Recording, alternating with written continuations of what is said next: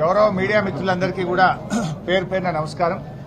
ముఖ్యంగా ఈ శాసనసభ సమావేశాల్లో ఈ రాష్ట్ర ప్రభుత్వం యొక్క మెడలు వంచి కేఆర్ఎంబీకి ప్రాజెక్టులు అప్పజెప్పము అనే విషయంలో బీఆర్ఎస్ పార్టీ విజయాన్ని సాధించింది.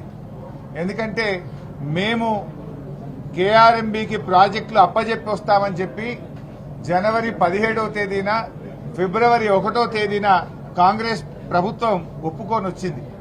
ఎప్పుడైతే మా నాయకుడు కేసీఆర్ గారు దీని మీద పోరాటానికి రూపకల్పన చేశారో ఇటు శాసనసభలో అటు బయట బీఆర్ఎస్ పార్టీ ఒత్తిడికి తల ఒగ్గి ఈ శాసనసభలో మేము ప్రాజెక్టులు అప్పజెప్పబోమని యూటర్న్ తీసుకొని తీర్మానం చేయడం అనేటువంటిది ఇది బీఆర్ఎస్ పార్టీ విజయంగా మనం చెప్పుకోవాల్సిన అవసరం ఉంది. ఎందుకంటే బీఆర్ఎస్ పార్టీ గొంతు విప్పక ముందు వీళ్ళు అప్పజెప్పొచ్చారు. మేము గొంతు విప్పిన తర్వాత ఈ శాసనసభలో తీర్మానం చేయడం అనేటువంటిది ముమ్మాటికి మా పోరాట ఫలితం బీఆర్ఎస్ పార్టీ విజయం. అయితే ఈ శాసనసభ సమావేశాల్లో మా సభ్యులు 6 వారు పెట్టినటువంటి దాన్ని గవర్నర్ ప్రసంగానికి మీద గాని మాట్లాడినప్పుడు చాలా స్పష్టంగా ఎత్తి చూపడం జరిగింది.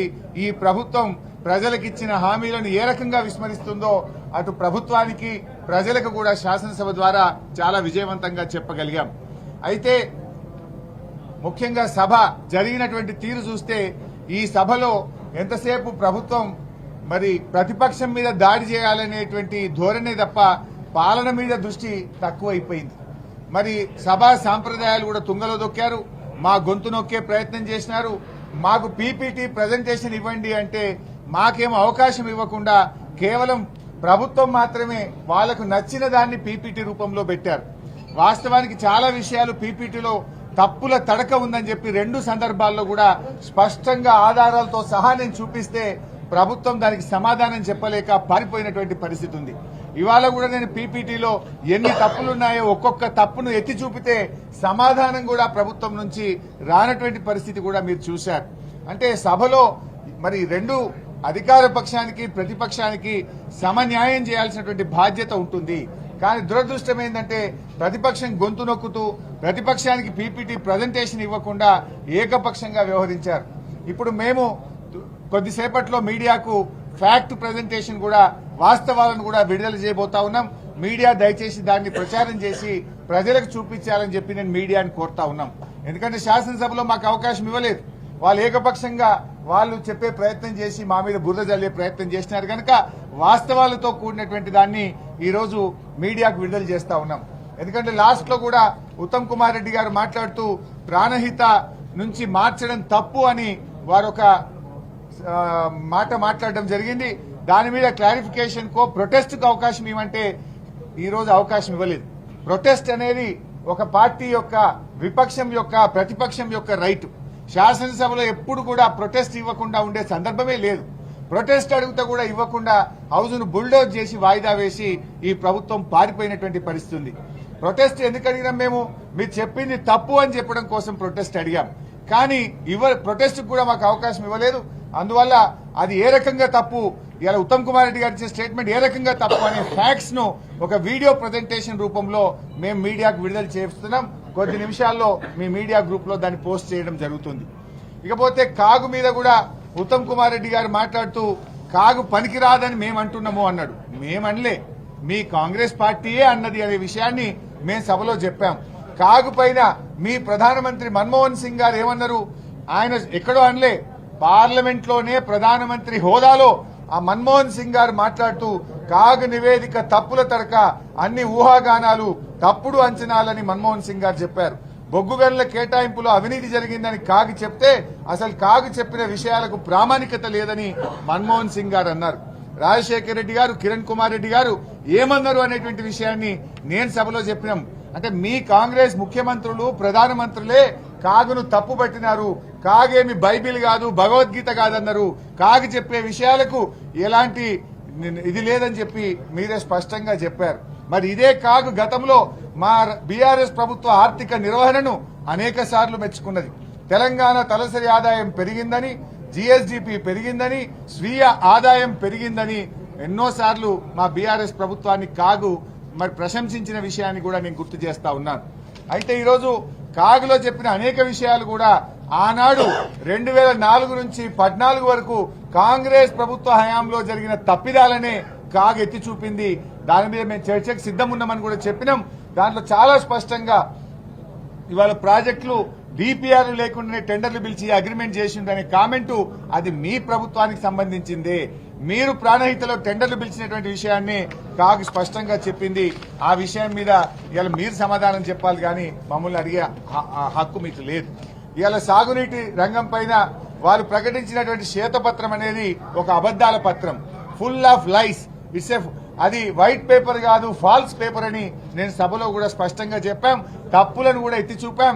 నేనే కాదు, అక్బరుద్దీన్ ఓవైసీ గారు కూడా ఆ వైట్ పేపర్ లో ఉన్న అబద్దాలను ఒక్కటొక్కటిగా ఎత్తి చూపితే ప్రభుత్వం సమాధానం చెప్పలేకపోయిందనే విషయాన్ని కూడా నేను మీ దృష్టికి తెస్తా ఉన్నా. ముఖ్యంగా ఈరోజు పార్లమెంట్ ఎన్నికల్లో లబ్ధి పొందాలని మేడిగడ్డ వ్యవహారాన్ని భూతద్దంలో పెట్టి చూపించే ప్రయత్నం. రేపు ఎట్లాగూ లోక్సభ ఎన్నికలు వస్తున్నాయి, దాంట్లో ఏదో 4 ఓట్లు సంపాదించాలనేటువంటి తాపత్రయం ఇవాళ ప్రభుత్వంలో కనబడ్డది. ఇవాళ నేను ఒకటే చెప్తా ఉన్నా, మీరు రాజకీయంగా మా మీద బురద చల్లాలనుకుంటే చల్లండి, ఇంకో రూపంలో రాజకీయంగా విమర్శించండి, కానీ ప్రాజెక్టును మాత్రం దయచేసి ఈ వానకాలం లోపలనే మరమ్మతులు చేసి సేఫ్ జోన్ కు తేవాలని మేము ప్రభుత్వానికి సభలో చెప్పాం, బయట కూడా చెప్తా ఉన్నాం. మీరు ఆలస్యం చేస్తే, మా మీద బురద చల్లాలనే ప్రయత్నం చేస్తే రేపు రైతులకు బురద కూడా మిగిలిన పరిస్థితి ఉంటుంది. కాంగ్రెస్ పార్టీకి పుట్టగతులు లేకుండా పోతాయి, జాగ్రత్త అని చెప్పి కూడా మేము హెచ్చరిస్తా ఉన్నాం. ఎందుకంటే మీ ప్రయత్నం మా మీద బురద చల్లాలనే ప్రయత్నం కనబడతా ఉంది. ఒక అధికార వ్యవహారం మీద దృష్టి పెట్టడం కంటే కూడా మీరెంతసేపు ప్రతిపక్షం మీద దాడి చేయాలనే ధోరణే మీలో కనబడతా ఉంది. అయితే ఇవాళ జరిగిన చర్చ మీరందరూ కూడా చూశారు. మమ్మల్ని ఇరికించబోయి వారే బోల్తా పడ్డారు. సెల్ఫ్ గోల్ కొట్టుకున్నటువంటి పరిస్థితి ఉంది. కేఆర్ఎంబీ విషయంలో ఆ రోజు చర్చలో కూడా కాంగ్రెస్ పార్టీ సెల్ఫ్ గోల్ కొట్టుకున్నది. ఇవాళ కూడా ఈ వైట్ పేపర్ విషయంలో కూడా కాంగ్రెస్ పార్టీ సెల్ఫ్ గోలే కొట్టుకున్నది. మేము అడిగిన ప్రశ్నలకు దేనికి కూడా సమాధానం చెప్పలేదు. వాళ్ళు చెప్పిన అబద్దాలను, వాళ్ళు చెప్పిన తప్పులను ఒక్కటొక్కటి ఎత్తి చూపితే కనీసం సమాధానం కూడా చెప్పలేనటువంటి పరిస్థితి ఉన్నది. ఆయకట్టు మీద అబద్దాలాడారు, స్థిరీకరణపై కూడా వాళ్ళు వాస్తవాలను దాచిపెట్టారు. కాళేశ్వరం ప్రాజెక్టు ఆయకట్టు విషయంలో అబద్దాలు, కాళేశ్వరం ప్రాజెక్టు స్థిరీకరణ సాధించినాం. చెరువులకు గాని, ఎస్ఆర్ఎస్పీకి గాని, అదేవిధంగా చెక్ డ్యాంల కింద గాని, నిజాం సాగర్ లో గాని స్థిరీకరణ జరిగింది అని చెప్తే దాని మీద వాళ్ళు దాచిపెట్టే ప్రయత్నం చేసినారు. ఇలా ఎస్ఆర్ఎస్పీ స్టేజ్ 2కు నీళ్లు పోయింది నిజం కాదా? దాన్ని దాచిపెట్టి కాళేశ్వరం సాధించిన విజయాలను, కాళేశ్వరం కింద వచ్చిన ఆయకట్టును తక్కువ చేసి చూపేటువంటి ప్రయత్నం కూడా ప్రభుత్వం చేసింది. శ్రీరామ్ సాగర్ ప్రాజెక్టు కింద గతంలో నీళ్లివ్వని ప్రాంతాలకు కాళేశ్వరం ప్రాజెక్టు ద్వారా నీళ్లిచ్చిన సంగతిని వైట్ పేపర్ లో దాచిపెట్టి ప్రయత్నం చేసినారు. అదేవిధంగా మహారాష్ట్రతో ఒప్పందం విషయంలో మరి 7 ఏళ్లు వీళ్ళు అధికారంలో ఉండి, ఢిల్లీలో, మహారాష్ట్రలో, ఆంధ్రప్రదేశ్ లో కాంగ్రెస్ ప్రభుత్వమే ఉండి 8 ఏళ్లు వీళ్ళు అగ్రిమెంట్ చేయకుండా, ప్రాజెక్టు హెడ్ లో పనిచేయకుండా ఇవాళ అన్యాయం చేసింది మీరు, క్షమాపణ చెప్పాల్సింది మీరు. కానీ మా మీద ఏదో బురద జల్లే ప్రయత్నం చేసిండ్రు. కనీసం తట్టెడు మట్టి తీసిండ్రా? 8 ఏళ్లు ప్రాణహిత చేవెళ్ల ప్రాజెక్ట్ స్టార్ట్ చేస్తే తమ్మిడిహట్టి దగ్గర తట్టెడు మన్ను దవ్వంది మీరు. తెలంగాణకు అన్యాయం చేసింది ఈ కాంగ్రెస్ పార్టీ. ఇలా గ్యారంటీలు అమలు చేసే పరిస్థితి లేదు కనుకనే ఉన్నారు. మేము నల్లగొండ సభ పెట్టుకున్న రోజే మేడిగడ్డ రాజకీయాలు చేసే ప్రయత్నం చేసినారు.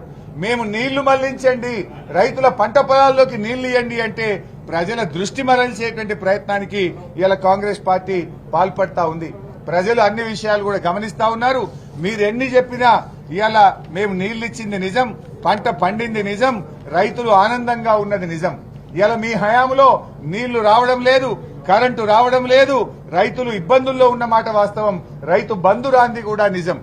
ఏది ఏమైనా ఇవాళ ఒకటి ఉంటది, కంచు మోగినట్టు కనకంబు మోగునా అని ఒక సామెత ఉంది. ఇవాళ మీకు మందబలం ఉందనో, అధికారం ఉందనో గట్టిగా మీరు సభలో మాట్లాడొచ్చు, కానీ ఏనాటికైనా కంచు కంచే, కనకం కనకమే అవుతుంది. తప్పకుండా ఇవాళ రాబోయే రోజుల్లో మేమేందో ప్రజలకు తెలుసు. ఎందుకంటే మేము నిత్యం ప్రజల మధ్య ఉన్నాం, ప్రజల కోసం పనిచేసినాం. అధికారంలో ఉన్నా, ప్రతిపక్షంలో ఉన్నా మాదెప్పుడు తెలంగాణ ప్రజల పక్షమే.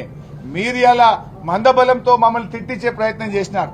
ఇలా మా సభ్యులకు అవకాశం ఇవ్వమంటే నేను కాక ఒక్క పల్లా రాజేశ్వర రెడ్డి గారికి అవకాశం ఇచ్చారు. వాళ్ళ తరఫున మాత్రం 20 మందిని మాట్లాడించే ప్రయత్నం చేసినారు. నేను సభలో మాట్లాడుతుంటే ఒక్కొక్కసారి 8 మంది మంత్రులు ఒకరి తర్వాత ఒకరు 5 నిమిషాలకు ఒకసారి నన్ను మాట్లాడనీయకుండా ఏ రకంగా నన్ను అడ్డుకునే ప్రయత్నం చేసినారో కూడా రాష్ట్ర ప్రజలు గమనిస్తా ఉన్నారు. మీరందరూ కూడా చూశారు కదా, మేము మాట్లాడగానే 5 నిమిషాలు కాకముందే ఒక మంత్రి లేస్తాడు. దానికి సమాధానం చెప్పాలన్నా, వైట్ పేపర్ మీద మాట్లాడాలన్నా, క్లారిఫికేషన్ కి అవకాశం ఏమంటే క్లారిఫికేషన్ కి అవకాశం ఇయ్యరు. ఎందుకు ఈ పని చేస్తున్నారు? మీ దగ్గర సమాధానం లేదు. మీ దగ్గర మేము మాట్లాడుతుంటే ఎక్కడ డిఫెన్స్ లో పడుతున్నామనో, మేము మాట్లాడుతుంటే మీ తప్పిదాలు ఎక్కడ బయటకు వస్తాయనో, మేము మాట్లాడుతుంటే మీరు చెప్పిన తప్పులు, మీరు చెప్పిన అబద్దాలు బయటకు వస్తాయని చెప్పి అడ్డుకునేటువంటి ప్రయత్నం చేస్తా ఉన్నారు. మీరు మమ్మల్ని సభలో అడ్డుకోవచ్చు, కానీ ప్రజాక్షేత్రంలో అడ్డుకోలేరు. ఎప్పటికైనా నిజాలే నిలబడతాయి, నిజాలే ప్రజల ముందు ఉంటాయి. తాత్కాలికంగా అబద్దం వేగంగా ప్రయాణించవచ్చు, కానీ అల్టిమేట్ గా మిగిలేది నిజం, గెలిచేది ధర్మం, నిలబడేది న్యాయం. ఎందుకంటే మేము ఏం చేసినా న్యాయంగా చేసినాం, ధర్మంగా చేసినాం, తెలంగాణ స్ఫూర్తితో చేసినాం, తెలంగాణ ప్రజల పక్షాన చేసినాం. ఈ సభ మరి ఏది ఏమైనా కేఆర్ఎంబీకి ప్రాజెక్టులు అప్పజెప్పము అని కాంగ్రెస్ పార్టీ మెడలు వంచి తీర్మానం చేయించడంలో బీఆర్ఎస్ పార్టీ విజయం సాధించిందని మరోసారి తెలియజేస్తున్నాం. జై తెలంగాణ.